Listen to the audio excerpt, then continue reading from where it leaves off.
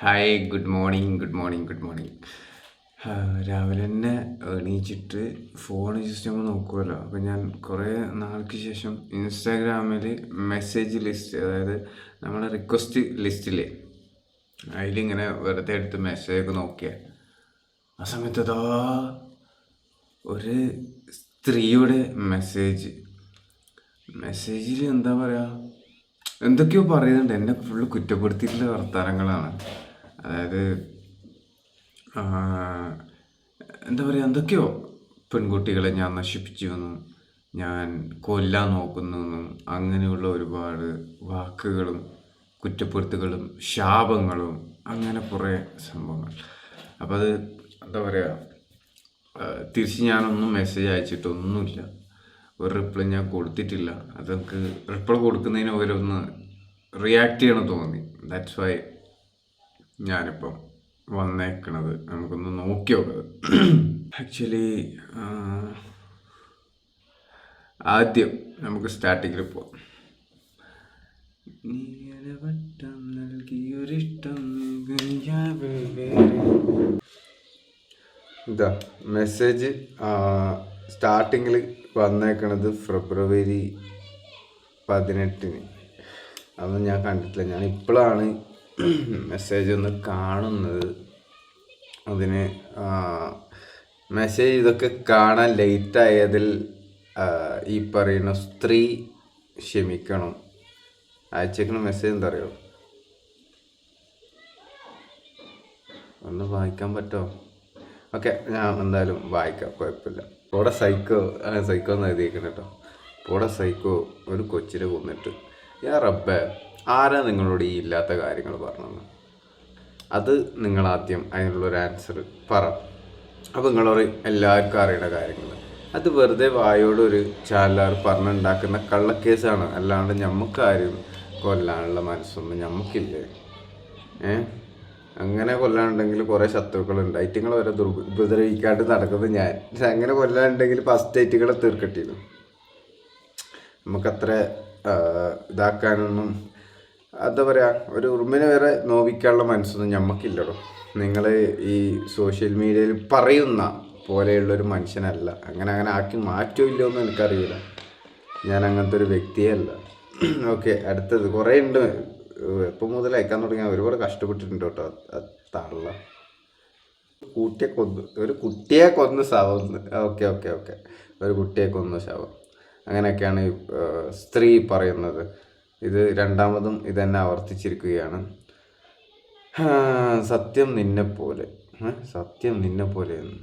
അതെന്താ ഏത് സ്റ്റോറീൻ്റെ ഒരു ഇതാട്ടോ, എന്തെങ്കിലായി. നമുക്ക് അടുത്ത മെസ്സേജ് വായി. കുറേ മെസ്സേജ് ഉണ്ട്, ഫുള്ളും ചൂടാവേണ്ട സാധനങ്ങളാണ്. ചൂടായി നല്ല അടിയുടെ കുറവിട്ടാ. കർമ്മ ഒന്നും അറിയില്ല. പ്രിയപ്പെട്ട എൻ്റെ സ്നേഹിക്കുന്ന എൻ്റെ സബ്സ്ക്രൈബറിനോടും എന്നെ മനസ്സിലാക്കുന്നവരോടും പറയാനുള്ള കാര്യമാണ്, എൻ്റെ ലൈഫ് രണ്ടാമത് ഇങ്ങനെ എന്താ ആയെന്നൊക്കെ അറിയില്ല. എൻ്റെ വൈഫ് മാത്രം എന്താ ഇങ്ങനെ എന്നുള്ള ഒരുപാട് ചോദ്യങ്ങൾ വന്നിട്ടുണ്ട്. എൻ്റെ വൈഫ് അങ്ങനെ എന്നല്ല, എൻ്റെ സെലക്ഷനിലെ ചെറിയൊരു മിസ്റ്റേക്ക് പറ്റിപ്പോയി. ഞാൻ സെലക്ട് ചെയ്യുന്ന അങ്ങനത്തെ ആയിപ്പോയി. ആ സമയത്ത് എൻ്റെ മിസ്റ്റേക്കാണ്. ഞാൻ കണ്ണടച്ച് എനിക്ക് മെസ്സേജ് അയച്ച് വരുന്ന ആളെ ഞാൻ കണ്ണടച്ച് വിശ്വസിക്കുന്ന ആ ഒരു ടൈപ്പ് എൻ്റെ ക്യാരക്ടർ. അവർ പറയുന്ന ഭാഗങ്ങൾ വൺ സൈഡ് മാത്രം കേട്ട് ഞാൻ അവരെ വിശ്വസിച്ച് അവർ പറയുന്നത് അംഗീകരിച്ച് അവരെ കൂടെ പോയ ആളായതുകൊണ്ടാണ് എനിക്ക് ആ ഒരു ഇത് വന്നത്. സോഷ്യൽ മീഡിയയിൽ എപ്പോൾ ആയാലും ഇപ്പോഴത്തെ തലമുറയിൽ ഇങ്ങനെ ആണെന്ന് മനസ്സിലായി. ഭയങ്കര വേദനിപ്പിക്കുന്നത്. അത് എല്ലാവർക്കും അനുഭവമുള്ളവർക്ക് മനസ്സിലായിട്ടുണ്ടാവാം. ആണും പെണ്ണും എല്ലാം കണക്കന്നെ. ഇപ്പോഴത്തെ തലമുറ മൊത്തം വേറെ വൈബിൽ ഇങ്ങോട്ട് നടക്കുക. ഞാൻ ആദ്യമേ പറഞ്ഞു, എൻ്റെ ഭാഗത്തൊരു മിസ്റ്റേക്ക് അത് കല്യാണം കഴിഞ്ഞ് ഒരിക്കലും വരില്ല, അങ്ങനെ വന്നിട്ടുമില്ല. പക്ഷെ ഇതെന്തോ ഓപ്പോസിറ്റ് ഇങ്ങനെ എന്താ പറയുക, അവർക്ക് ആവശ്യകരമായ തൃപ്തിപ്പെടുത്തുന്ന കാര്യമാണ്. എന്ത് രീതിയിലാണെന്നുണ്ടെങ്കിലും എൻ്റെ സൈഡ് ഒരു പ്രശ്നമില്ല എന്നുള്ളത് നല്ല ഉറപ്പെനിക്കുണ്ട്. പക്ഷെ ഇമാതിരി ചെറ്റത്രമൊക്കെ ചെയ്യുമ്പം ദേഷ്യം വരും. അത് ഏതൊരു ഹസ്ബൻഡും വൈഫാണെങ്കിലും ചെയ്യുന്ന കാര്യം മാത്രമേ ഞാൻ ചെയ്തിട്ടുള്ളൂ. ഈ സ്ത്രീയോടും എനിക്കിതാണ് പറയാനുള്ളത്. ഏതൊരു ഹസ്ബൻഡ് ആണെങ്കിലും ഇങ്ങനെ തന്നെ പ്രതികരിക്കുള്ളൂ. അതിൻ്റെ അപ്പുറം പ്രതികരിക്കുന്ന ആളുണ്ട്. കാരണം ഞാൻ അത്രക്കും ഓവർ സ്നേഹിക്കും.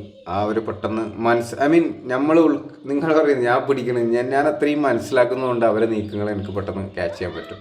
അവർ മാറിയിട്ടുണ്ട് ഒറ്റ ദിവസം കൊണ്ടോ അല്ലെങ്കിൽ ഒറ്റ സെക്കൻഡ് കൊണ്ടോ അവരെ മൈൻഡോ ബ്രെയിനോ എന്തെങ്കിലും മാറിയിട്ടുണ്ടെങ്കിൽ എനിക്കത് മനസ്സിലാവും. ബിക്കോസ് ഞാൻ അത്രയും മനസ്സിലാക്കിയത് കൊണ്ടാണ് അവരെ. ഞാൻ എൻ്റെ പാർട്ട്ണർ എന്നോട് മനസ്സിലാക്കും, അവരെ നീക്കങ്ങൾ മനസ്സിലാക്കും, എന്തോ മാറ്റമുണ്ട്, ഇതെന്തോ സ്പെല്ലിംഗ് മിസ്റ്റേക്കിൻ്റെ ഒരു ചാട്ടമാണ് എന്ന് മനസ്സിലായത് കൊണ്ടാണ് ഞാൻ അതിൻ്റെ പിറകെ പോകുന്നത്. അപ്പോൾ അത് സംശയരോഗമല്ല, അത് റിയലാണ്. അപ്പം നിങ്ങൾ ഈ പറയണ ഇങ്ങനത്തെ കാര്യങ്ങൾ ചാറ്റ് വായിക്കുമ്പോഴും എൻ്റെ വൈഫ് എങ്ങനെ ഇതെന്താടിയെന്ന് ചോദിക്കുന്ന സമയത്ത് എന്താ പറയുക, ചുമരിന് പോയിട്ട് തലയടിക്കലും ബഹളം വെക്കലും സ്വന്തമായിട്ട് കൈ കടിക്കലും മാന്തലും പിടിക്കലും ഇതൊക്കെയല്ലേ ശരിക്കും സൈക്കോ? നിങ്ങൾ ചിന്തിച്ച് നോക്കിയേ. ചുമരിന് പോയിട്ട് സ്വന്തം ചുമരിന് പോയിട്ട് തലയടിക്കും. ഒരു ക്വസ്റ്റ്യൻ ചോദിക്കുന്നതിന് നമ്മൾ ചോദിക്കാണ്ട് അവിടെ നിന്ന് മാറിപ്പോകാനുള്ള ഒരു അടവാണ്. അപ്പോൾ ആരാ ശരിക്കും സൈക്കോ? അതൊന്ന് ആലോചിച്ചോക്കെ കേട്ടോ. അപ്പോൾ ഓക്കെ, ഞാൻ ഇപ്പം എൻ്റെ വൈഫ് ഞാൻ നോക്കുന്ന എൻ്റെ വൈഫിനെ എങ്ങനെ നടക്കണം, അല്ലെങ്കിൽ ഇങ്ങനെ ബാഡ് മെസ്സേജ് അയക്കുമ്പോൾ ഒക്കെ ഞാൻ എന്തായാലും റിയാക്ട് ചെയ്യും. ഏത് ആണെങ്കിലും ഞാൻ റിയാക്ട് ചെയ്തിരിക്കും. ഓക്കെ, എനിക്കത് ഇഷ്ടമല്ല. ഇനിയിപ്പോൾ അടുത്ത മെസ്സേജ് തള്ളയോളീൻ്റെ മെസ്സേജ്. ഒരു മിനിറ്റ്.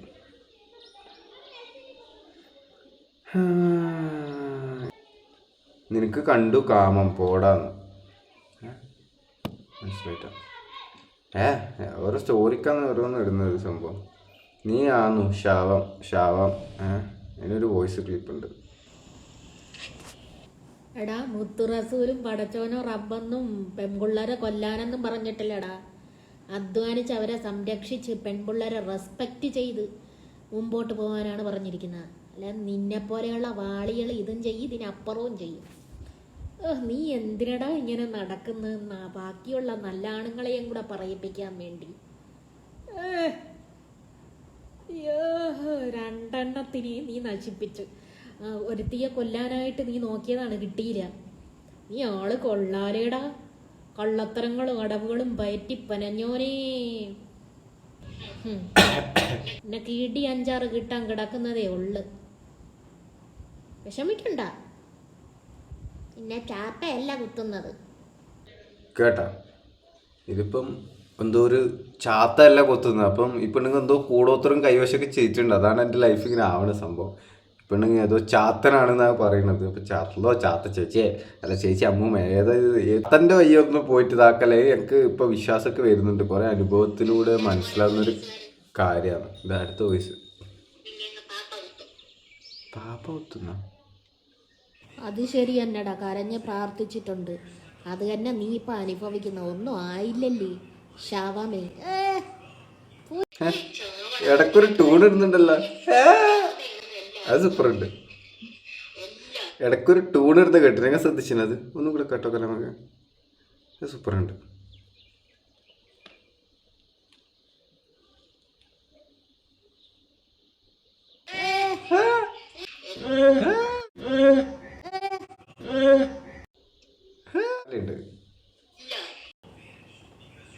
മഹാ ഉഡായിപ്പാണെന്ന്.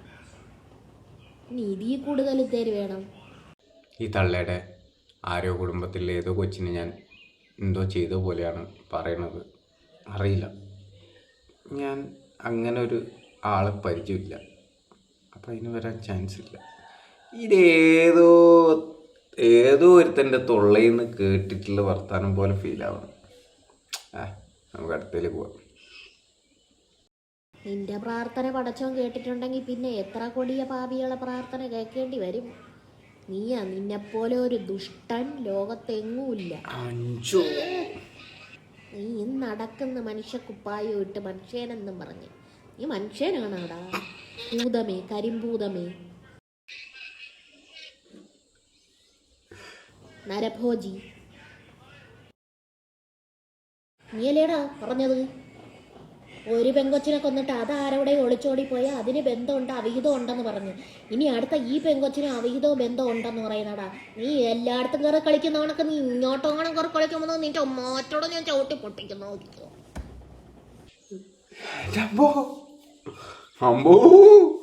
എൻ്റെ അപ്പോ എന്തെന്നാ ഇത്, കടിക്കോ തിന്നോ? പേരായാലും കൊള്ളാം, സൈക്കോ ഉമ്മായും സൈക്കോ മോനും.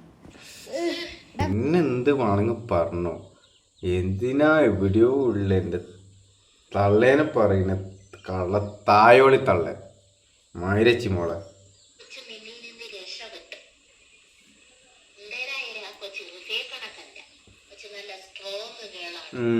നിങ്ങൾക്കറിയാം, ശ്രദ്ധിച്ചോ, കുറച്ച് കഴിയുമ്പോൾ നിങ്ങൾ ഭർത്താവിനൊക്കെ ശ്രദ്ധിച്ചോ, അല്ലെങ്കിൽ അത് പൊക്കിയിട്ട് പോവും.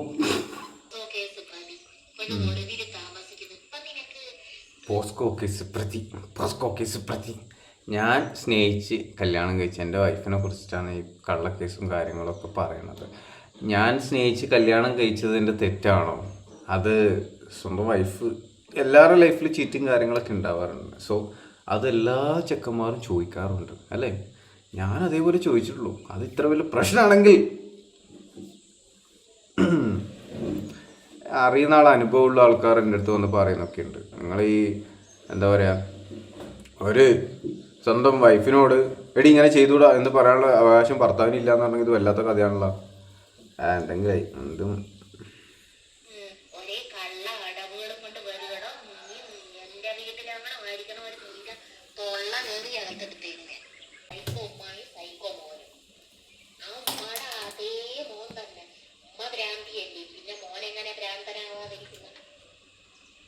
നിന്റെ തന്ത ഭ്രാന്തി നായിൻ്റെ മോളെ.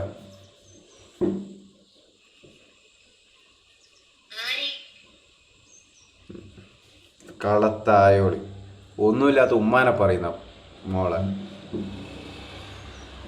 കൂടെ നാറി ശവം നിന്റെ തന്ത. എനിക്ക് കടിയാണല്ലോ, കടി ആയിരിക്കുന്നത് ഇപ്പൊ മനസ്സിലാവും. കള്ളത്തായോളി നീ പറയുന്നുണ്ട്, സാധനം ഇഷ്ടംപോലെ ഇട്ട് കുറേ കഷ്ടപ്പെട്ടിട്ടുണ്ട്. കള്ളത്തായോളി. അപ്പോൾ നീയോ നല്ലതാ, നീയാണ് സൈക്കോ. സൈക്കോ ഒരാൾ വായിലിട്ട് സൈക്കോ, ഓരോന്ന് ആയിക്കോട്ടെ സൈക്കോ സൈക്കോ.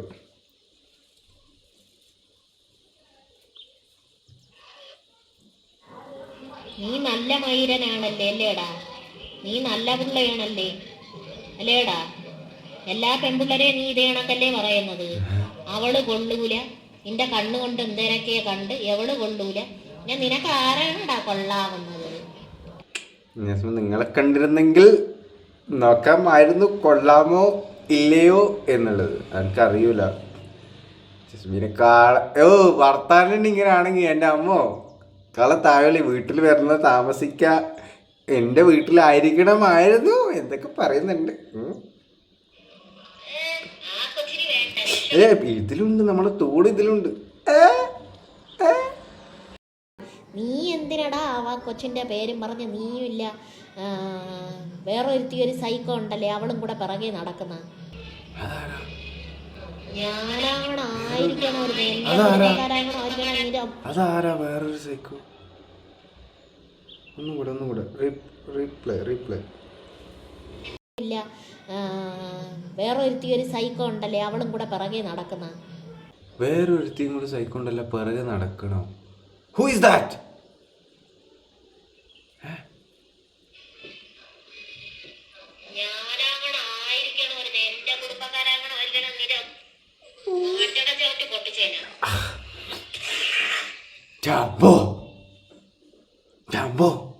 Powerful girl. അവിടെ കാണും പിള്ളേരുണ്ടോ എന്തോ ആ കുടുംബത്തിൽ ഇല്ലാ തോന്നുന്നു. അപ്പം നമ്മുടെ ഇന്നത്തെ എന്താ പേരെന്തായിരുന്നു മറന്നുപോയി. ഇതിൽ ഇൻസ്റ്റാഗ്രാമിലുള്ള പേര്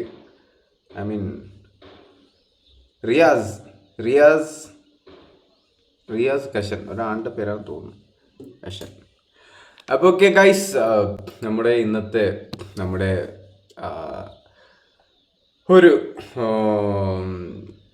എനിമി എന്ന് പറയാൻ കഴിയില്ല. ഏതോ തായൊളീൻ്റെ വാക്കും കേട്ടിട്ട് വിശ്വസിച്ചിട്ട് ഈ പാവങ്ങളൊക്കെ ഇങ്ങനെ നമ്മളെ തെറ്റിദ്ധരിച്ചിട്ട് സംസാരിക്കുന്ന സംസാരങ്ങളാണ്. അപ്പം ഞാൻ ജസ്റ്റ് ഒന്ന് നിങ്ങളുടെ മുന്നിൽ ഒരു കോമഡി എന്നുള്ള രീതിയിൽ വീഡിയോ ചെയ്യാമെന്ന് വിചാരിച്ചു, അത്ര മാത്രമേ ഉള്ളൂ. ഇത്രത്തോളം ഇങ്ങനെ പറഞ്ഞിട്ടൊന്നും മെസ്സേജ് ഇതുവരെ വന്നിട്ടില്ല. ഇത് ഫസ്റ്റ് ടൈം ആയതുകൊണ്ടും അതൊരു സ്ത്രീ ആയതുകൊണ്ടും എനിക്ക് റിപ്ലൈ കൊടുക്കാൻ ഇത്തിരി ബുദ്ധിമുട്ടുണ്ടായതുകൊണ്ട് മാത്രമാണ് ഞാനൊന്നും കൊടുക്കുന്നില്ല. സോ അതൊരു വീഡിയോ ആക്കാമെന്ന് വിചാരിച്ചത്, അതുകൊണ്ടാണ്.